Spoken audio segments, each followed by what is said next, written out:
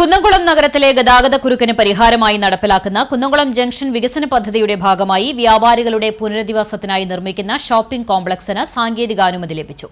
കിഫ്ബി പദ്ധതിയിൽ ഉൾപ്പെടുത്തി നിർമ്മിക്കുന്ന കെട്ടിടത്തിന് 5.97 കോടി രൂപയുടെ സാങ്കേതികാനുമതിയാണ് ലഭ്യമായത്. പദ്ധതിയുടെ നിർവഹണ ഏജൻസിയായ കേരള റോഡ് ഫണ്ട് ബോർഡ് കെട്ടിട നിർമ്മാണത്തിനുള്ള ടെൻഡർ ക്ഷണിച്ചു. ബൈജു റോഡിൽ നഗരസഭ വിട്ടുനൽകിയ പാറയിൽ മാർക്കറ്റിനോട് ചേർന്നുള്ള 36 സെന്റ് സ്ഥലത്താണ് അത്യാധുനിക സൌകര്യങ്ങളോടെയുള്ള ഷോപ്പിംഗ് കോംപ്ലക്സ് ഉയരുന്നത്. 4 നിലകളിലായി വിഭാവനം ചെയ്തിട്ടുള്ള കെട്ടിടത്തിന് ആകെ 1412 ചതുരശ്ര മീറ്റർ വിസ്തീർണമുണ്ടാകും. ഓരോ നിലയിലും 337 ചതുരശ്ര മീറ്റർ വീതം വിസ്തൃതിയുള്ള കെട്ടിടത്തിൽ ആകെ 48 കടമുറികൾ ഒരുക്കും. ലിഫ്റ്റ്, അഗ്നിരക്ഷാ സംവിധാനങ്ങൾ, ടോയ്ലറ്റുകൾ തുടങ്ങിയ സൌകര്യങ്ങളും ഇതിൽ ഉൾപ്പെടും. വൈദ്യുതീകരണ ജോലികൾക്കായി മാത്രം 1 കോടി രൂപ വകയിരുത്തിയിട്ടുണ്ട്. നിർമ്മാണം പൂർത്തിയാകുന്നതോടെ കെട്ടിടം നഗരസഭയ്ക്ക് കൈമാറും.